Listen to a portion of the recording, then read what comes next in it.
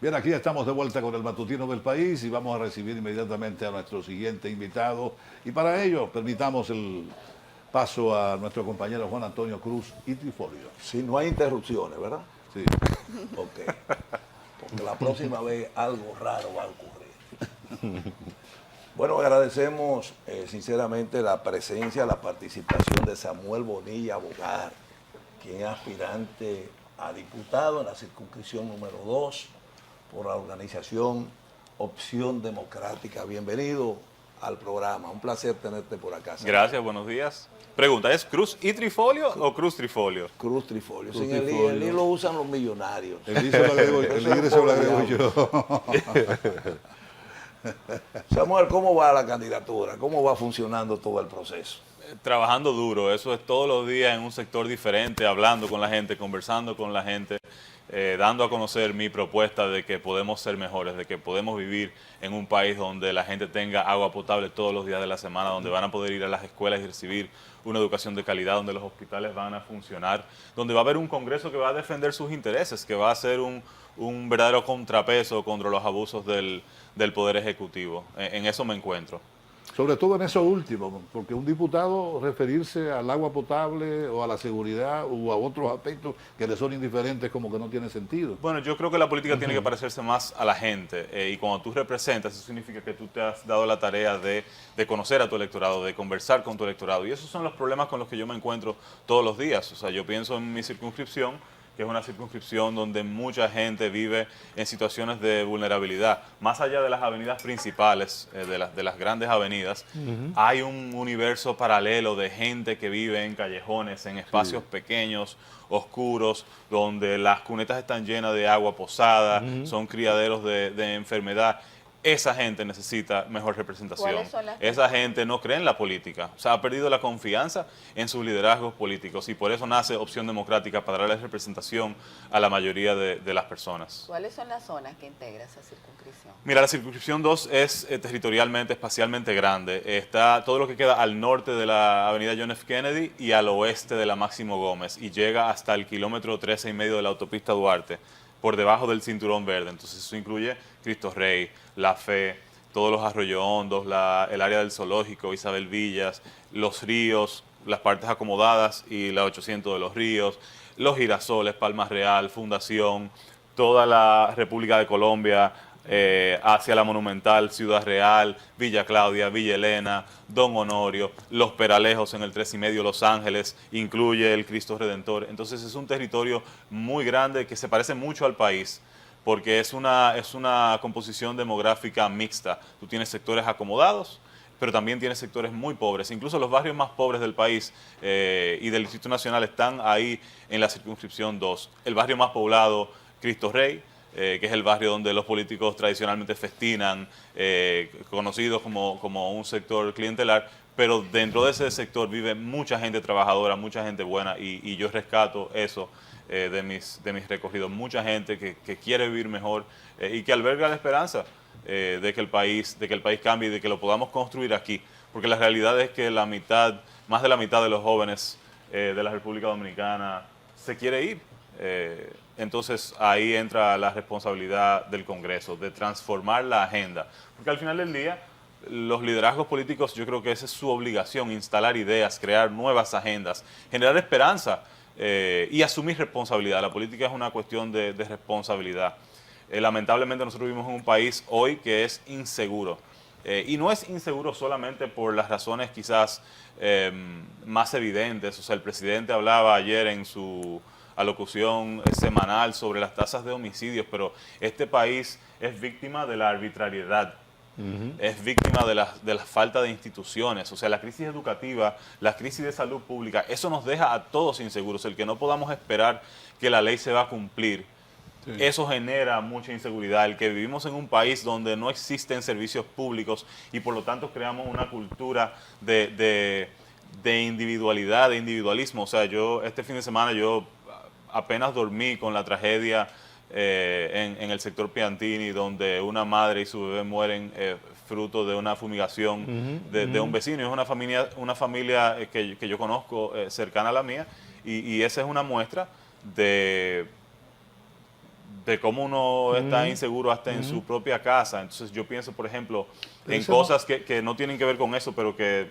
se traducen lo mismo. Tú andas en tu vehículo y tú estás preocupado por tus problemas. Si tuviéramos un sistema de transporte colectivo, por ejemplo, todos tienen que moverse como colectivo en uno. Es decir, tú no tienes la posibilidad de solo pensar en ti. Entonces, o todos se mueven juntos, o todos se coordinan, o las cosas no funcionan. Entonces yo creo que esa ausencia del Estado, porque lo que hay es una crisis del Estado, una ausencia en el territorio, falta de bienes y servicios públicos en los que podamos confiar, ha generado una isla con 10.7 millones de islas, personas que están buscando sobrevivir. Samuel, Sí. tú tienes, perdón, Monclús, No, no, adelante. tú tienes naturalmente que compenetrarte constantemente con la gente de esos sectores populares, ¿verdad? Por suerte. Que proyectan un perfil un tanto diferente a otras zonas que tiene la capital y que también forman parte de tu circunscripción. Me gustaría de manera concreta a esos sectores un tanto marginados, más vulnerables. ¿Qué concepto tú entiendes en función de tu experiencia tienen esos dominicanos sobre el ejercicio político, sobre el político dominicano concretamente? No creen en la política. No creen en la política. Incluso, es decir, yo creo que hay una combinación. Hay personas que lo primero que te preguntan es ¿de qué partido tú eres? Y cuando yo le digo, mira, yo soy de Opción Democrática y les cuento que ese partido nace precisamente por el fracaso de los partidos tradicionales, entonces dicen, ok. Y después hay un grupo de personas que dicen, yo no quiero saber de políticos, todos son iguales. Y yo creo que con eso es lo que hay que romper. Ellos te ven y dicen, bueno, eso significa que en varios meses hay elecciones. Tú no vas a volver. Y tú lo que te das cuenta es que hay una población Yo desconfía. que nunca ha interactuado con sus liderazgos políticos. Entonces, de nuevo, ahí está la crisis de representación. O sea, cómo tú, figura política, puedes representar a una persona que tú desconoces. Y de nuevo, no es que tú vas a conocer a los más de 200.000 electores, pero tú tienes que hacer un esfuerzo constante de aproximarte a esa realidad. Y cada quien tiene una historia. Y yo creo que dedicarle tiempo es lo mejor que puede hacer un candidato. Sí, Samuel, interesante la pregunta de Trifolio. Tú tienes que bregar con una constante que sale en todas las encuestas, que es que un 12% es indeciso. O sea, cuando tú buscas las más prestigiosas, es ahí, nunca tanto en un 20, ni un 25, ni un 30. En esa demarcación por la cual tú vas, tú eres una persona extraña en tu anatomía, en tu forma de hablarle a la gente. Tú no pegas, tú eres un forastero en la circunscripción número 2. Tú eres más un perfil de la 1, pero de la 1 de la Máximo Gómez para allá. Porque la 1 tiene San Carlos, tiene San Antón, y tú tampoco te pareces a nosotros, la gente de ahí, de San Carlos y San Antón. ¿Cuál es la propuesta que tú le llevas para ese nini, esa tasa de indeciso, pero esa plataforma? La información que manejamos es que tu candidatura ha aprendido, pero oye bien quiénes son los líderes que yo recuerdo de la 2. Pacheco y Digna, que es una pareja de esposos. Desde el PRD al PRM, eso no pierden nunca. Y todos sabemos por qué. Pacheco trabaja mucho, Digna también, pero conocen la antropología o la idiosincrasia política de ese mercado electoral que hay ahí. Y ex PLD, por ahora Fuerza del Pueblo, que es un fijo, Tobías Crespo. ¿Qué mecanismo, qué criterio tú vas a usar para no parecerte a ellos en la práctica política? Bueno, lo primero es que hay que conversar con la gente. O sea, yo creo que nosotros tenemos que reflexionar como país y yo como candidato con mis electores. Entonces, lo primero que le digo a la gente es que uno siempre dice las cosas no cambian, pero es que los liderazgos políticos no cambian. O sea, cuando yo tenía 10 años, Pacheco era miembro de la Cámara de Diputados. Yo hoy tengo 35 años y Pacheco es miembro de la Cámara de Diputados. Entonces, todo lo que nos importa, la seguridad cuando salimos a las calles, el tránsito, la educación, la salud, el medio ambiente, el que tengamos parques o no, el que tengamos aceras por las que podamos caminar, la basura, todo lo importante en nuestras vidas, lo que nos facilita la vida, lo que nos permite ser felices, tiene que ver con el tipo de decisiones políticas que se toman. Entonces, si queremos que las decisiones políticas cambien, tenemos que cambiar a los liderazgos políticos. Entonces, lo que me da a mí la capacidad de representar no es que yo pueda ser más blanco que el promedio de la población, que yo tengo el pelo de cierta manera. Eso no me hace mejor o peor representante, o que yo me ponga un saco o que me quede con una camisa blanca. Eso es irrelevante. Yo creo que nosotros tenemos que apostar a lo que tenemos en común, a humanizar la política. Entonces, el que yo sea capaz de escuchar ya me hace distinto a la mayoría de los candidatos y de las candidatas políticas, porque al final del día yo hablo de las cosas que a la gente le importa. Mi propuesta está cimentada en la participación de la ciudadanía. Por eso la primera propuesta que yo presenté fue un proyecto de ley que deposité en el Congreso, que era una ley de debates presidenciales, porque yo le dejo saber a la gente que yo voy a servir, que yo soy su empleado, que mi trabajo como político, que cuando yo llegue al Congreso, todo lo que yo haga tiene sentido por ellos, porque es para ellos que yo trabajo, no para mí. Samuel. Por eso yo elevé una propuesta de un sistema de cuidados, de garantizar la disponibilidad de estancias infantiles, de centros de cuidado para todos los niños entre 0 y 5 años, porque yo estoy pensando en las madres de los barrios, en los padres, en las familias que quieren poder trabajar tranquilamente, ser productivos sabiendo que sus hijos están bien cuidados y además están encaminados para poder ser estudiantes, ciudadanos de bien, profesionales, de que van a tener condiciones en sus espacios. Samuel, todo luce muy positivo, muy optimista, muy promisorio. Y dicen que el camino hacia el infierno está lleno de buenas intenciones. ¿Cómo tú piensas encauzar, propiciar la labor de fiscalización? Porque todo lo que tú has hablado, que está muy bien, se enmarcaría, ¿verdad?, en lo que es el rol de representatividad que tiene un legislador. Pero en la de fiscalización, todos los días quedan evidentes que no hay fiscalización en el Congreso, que no se leen las propuestas, que lo que se debate no saben ni de lo que se está debatiendo y que se lanzan inmediatamente en búsqueda de sus intereses individuales. ¿Cómo tú piensas encauzar eso? Bueno, la respuesta para mí tiene como dos aristas. La primera es la coherencia. O sea, yo no he ejercido un cargo público todavía, pero yo cargo conmigo la coherencia de las dos figuras electas de Opción Democrática, que son José Horacio Rodríguez, que es diputado, está hoy en la Cámara de Diputados, y Mario Sosa, que es regidor. Y ambos, con su accionar político, han demostrado que Opción Democrática va al poder a representar los intereses de la mayoría. Mario, como regidor, ha luchado por la transparencia, por la grabación de las sesiones de la sala capitular, ha sembrado este país de vida, porque sembrar es sembrar vida. Y José Horacio, por su parte, ha luchado por la defensa de los salarios, impulsó la ley que prohíbe el matrimonio infantil, ha luchado por el aumento de la licencia de paternidad. Entonces, lo primero es la coherencia, y yo creo que eso hace falta en la política. En cuanto a la fiscalización, mi otra gran propuesta es una ley de control político y fiscalización, porque la Constitución del 2010 precisamente ordena una ley que le dé sentido a las atribuciones que la propia Constitución le asigna al legislador para poder ser un contrapeso. Por ejemplo, requerirle información a un funcionario, citar a un funcionario, interpelar a un funcionario, llevarlo al hemiciclo a hacerles preguntas por el desempeño que está teniendo, porque no es lo mismo un ministro o una ministra que hace su trabajo sabiendo que no hay régimen de consecuencias a un ministro que está esperando el momento en que lo van a citar en la Cámara de Diputados, o incluso un juicio político. Pero a mí lo que más me preocupa, y de nuevo vuelvo a la debilidad de nuestras instituciones, es que se tomen decisiones de manera antojadiza. Imagínate tú que aquí mañana alguien dice, vamos a someter a un funcionario a un juicio político. ¿Y cómo se ve eso? O sea, ¿cuáles son los pasos? ¿Y quién lo decide? Entonces, eso tiene que estar bien regulado. Entonces, aprobar una ley de control político y fiscalización es una responsabilidad que yo asumo, es una promesa mía como candidato a diputado por la circunscripción 2 del Distrito Nacional. Hace un ratito, cuando reaccionaste frente a una interesante inquietud de Monclús, me fascinó oírte y sobre todo tener pendiente que le da mucha fuerza, le da mucho valor a la envoltura, no a la envoltura, sino al contenido. Y eso es importante.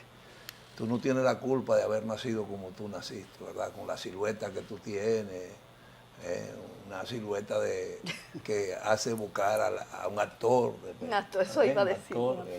Bueno, papá, Dios te premió de esa manera, disfrútalo y explótalo. Ahora bien, yéndome al caso de tu eslogan de campaña, podemos ser mejores, ¿sí? Podemos ser mejores. Seremos mejores. Seremos mejores. ¿Qué te motiva a asegurar que eso es posible en una sociedad como esta, donde precisamente lo que prevalece es la perversidad en sentido general? Y todo el mundo quiere aprovecharse del otro, ¿verdad? El maniqueísmo, domesticar al otro en función de tus patrones. Nosotros tenemos un desafío como país y es no dar por sentadas las cosas que están mal.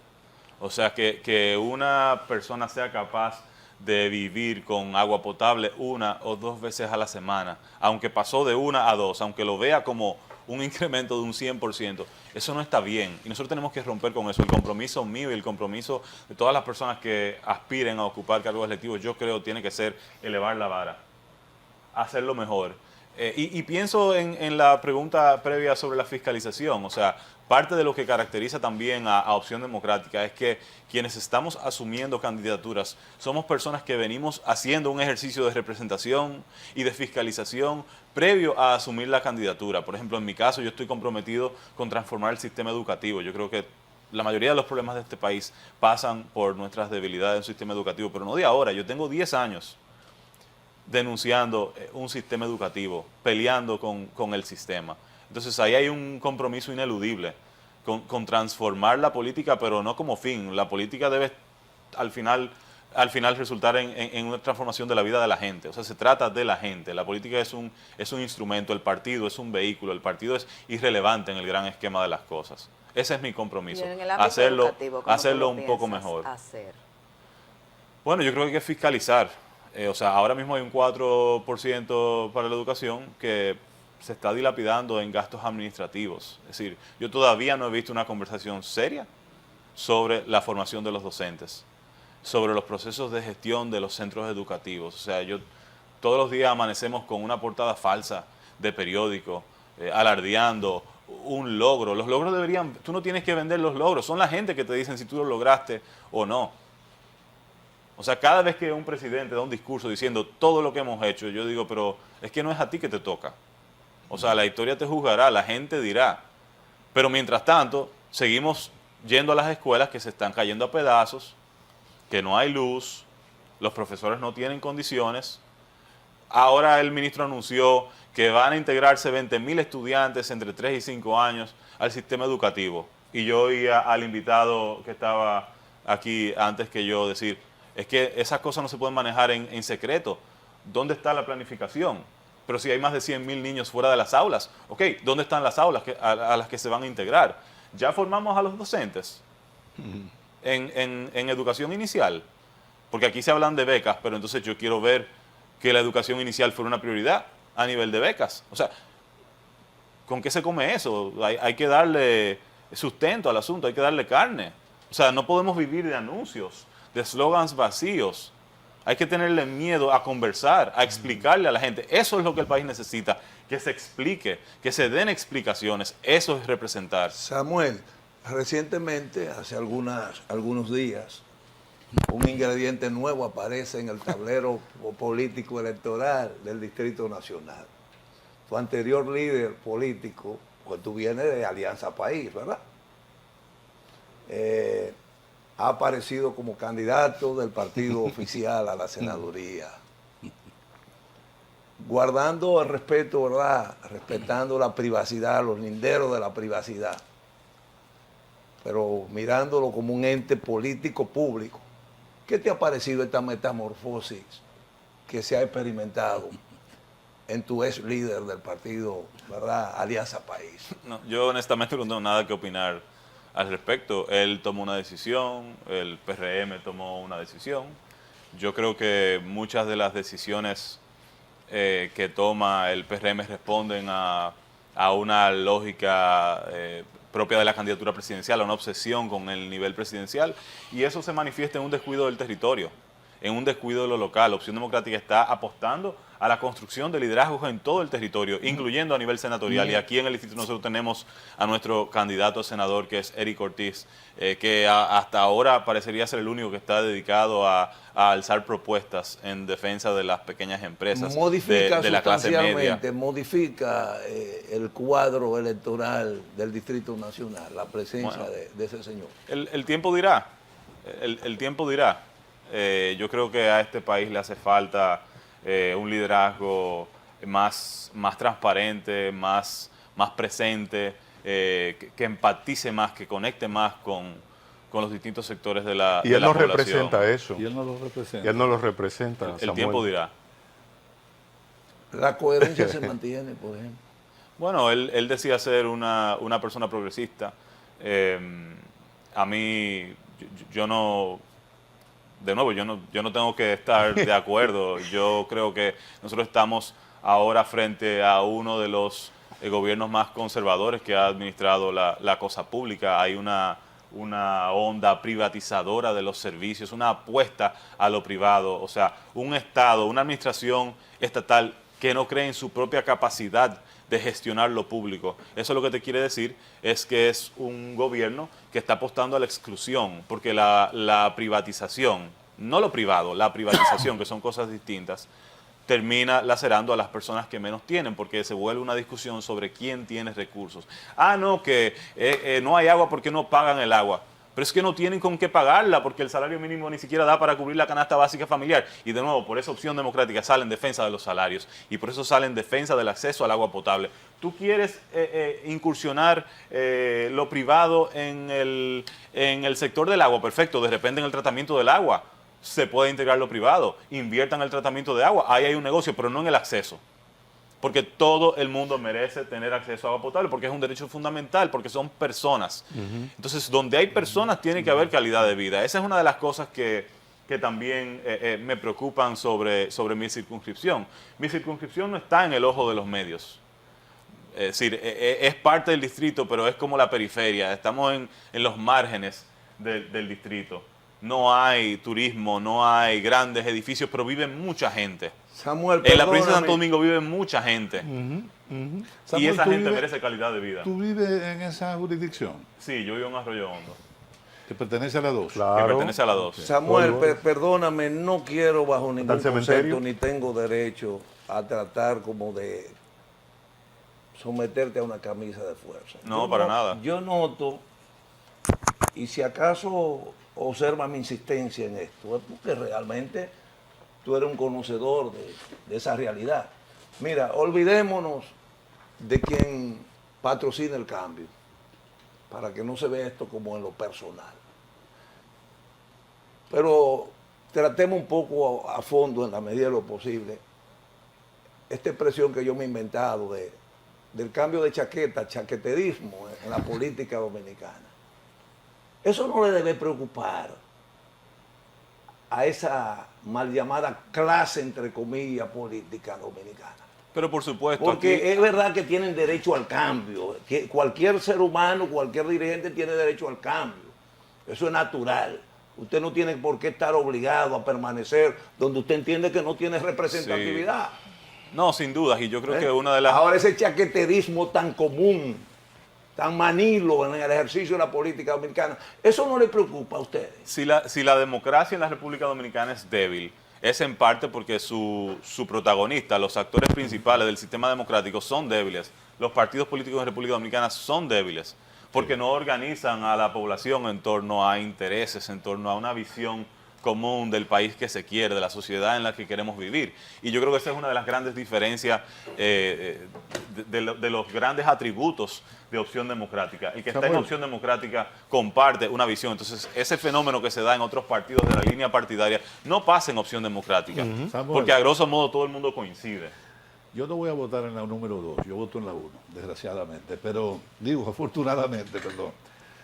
Pero ¿qué garantía tienen lo de la circunscripción 2 de que tú vas a asumir el discurso bonito que tú tienes como candidato a diputado frente a ellos en un venidero cuatrenio? Mira, yo como el que sigue? creo que la circunscripción ve mi trabajo. Yo estoy todos Uno, los días... tú hablabas originalmente, tú resaltabas con mucha precisión el fraude, la desmoralización que hay en gran parte de la población, porque no cree en sus actores políticos. Ahora, ¿qué garantía tengo yo como ciudadano creer en ti? ¿Por qué yo debo creer en ti? Porque así mismo vino el presidente actual y planteó una serie de cosas que hoy no está cumpliendo, por ejemplo. Bueno, y otros candidatos. Pacheco tiene ¿cuántos años en esa circunscripción? Todos. Todos los años del mundo. ¿Y qué ha representado realmente Pacheco para Cristo Todo Rey? parece más de lo mismo. Bueno, Todo parece ser más de lo mismo. varias cosas. Mira, lo primero es que yo creo que la democracia consiste en eso. O sea, la democracia requiere alternabilidad. O sea, yo no creo que la gente comete errores en democracia. Es decir, tú puedes creer en una persona, apostar a ella, elegirla y después darte cuenta de que no resultó. Sí, claro. Y no resulta, perfecto, pues busca otra persona que te represente hasta que des con una persona con quien tú estés satisfecho. Entonces yo creo que mientras tanto conocemos a los malos, hay malos, ahora hay que votar por los buenos. Pero que eso Eso en tenemos, primer y lugar. eso tenemos cerca de Pero- 60 Pero los años. buenos por pero- conocer, o más. pero los buenos por Pero, Porque sacaron pero, Trujillo. pero, 60. pero yo creo que también 60 años tenemos en yo esa creo que hay que ver como no avanzamos. una coherencia integral. O sea, yo creo que, yo siempre lo he dicho, lo que los partidos hacen antes de llegar al poder habla mucho de lo que van a hacer cuando estén en el poder. ¿A qué me refiero? En el 2020 Luis Abinader asumió un discurso en defensa de los derechos de las mujeres, por ejemplo. Pero agresivo, él estaba buscando el voto de la mujer. Claro.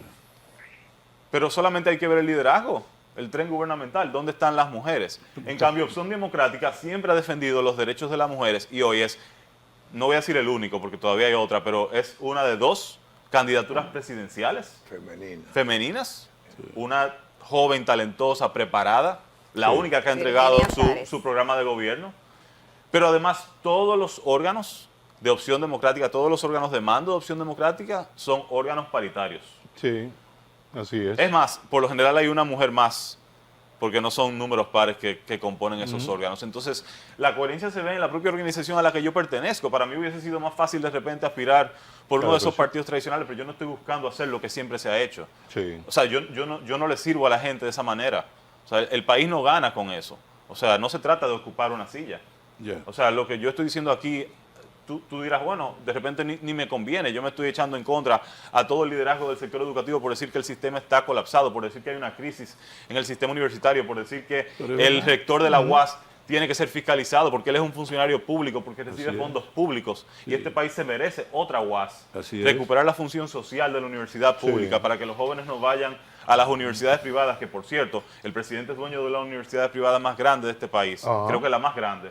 Y los jóvenes salen endeudados, no terminan sus carreras para buscar trabajos de poca calidad, cuando debieron poder haber ido a la UAS, en la que cada vez desconfían más, Sí, es cierto. para transformarse en profesionales. Samuel, tenemos que irnos, lamentablemente, el tiempo ha terminado. Reiterar. Invita a ¿Tienes Virginia un- Antares Rodríguez. Entonces, Tienes que un ese es Sí. su número, ¿no? apellido, entonces Virginia Antares quiero Rodríguez. invitar a todas las personas que viven y votan en la 2, que voten en la casilla 29, ahora el 18 de febrero en las elecciones municipales, que es súper importante que construyamos una ciudad más sostenible, pero el 19 de mayo pueden votar por mí también en la casilla 29 en Opción Democrática. En la 29. En la 29. por la ¿Ustedes tienen sus circunscripción candidatos 2. alcaldes? Sí, claro. Aquí tenemos el a Framil secretario Henao, general. claro que sí. Ok. El Y país con buen tiene perfil y el país buena tiene una propuesta. alternativa, no tiene que elegir entre dos males. Fantástico. La casilla número 29. 29. Bueno, pues muchas gracias a Samuel por habernos acompañado en la mañana de hoy.